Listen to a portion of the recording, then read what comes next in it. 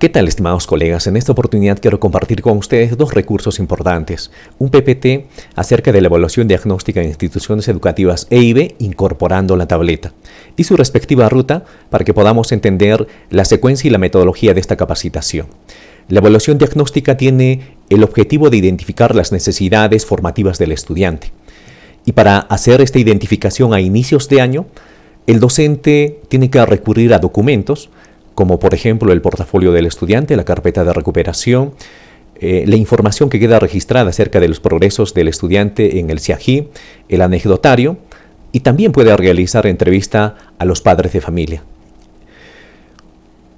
Pero además de eso, el docente tiene que formular, tiene que planificar, tiene que diseñar actividades en las cuales los estudiantes puedan evidenciar el desempeño, la combinación de sus capacidades de una determinada competencia.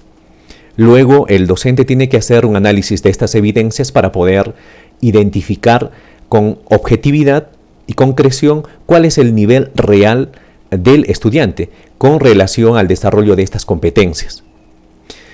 Esto resulta un poco más complicado si es que se trata de una institución educativa EIB en la cual se tiene que considerar lo que establece la resolución ministerial la 519 del 2018 del modelo de servicio educativo EIB.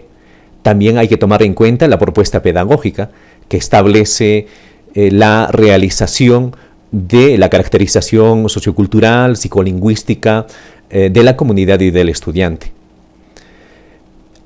Esto lo hacemos con la finalidad de identificar cuál es la situación real para que podamos después formular ya nuestra prognosis.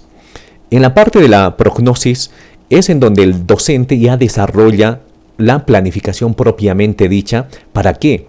Por una parte, para seguir desarrollando en el estudiante las competencias del nivel y del grado, y por otra parte también para acortar fundamentalmente las brechas y necesidades de aprendizaje del estudiante que se ha podido identificar.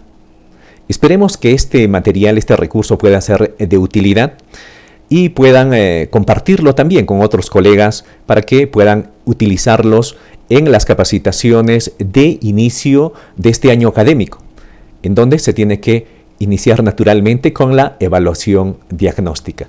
Gracias, estimados colegas. Hasta pronto.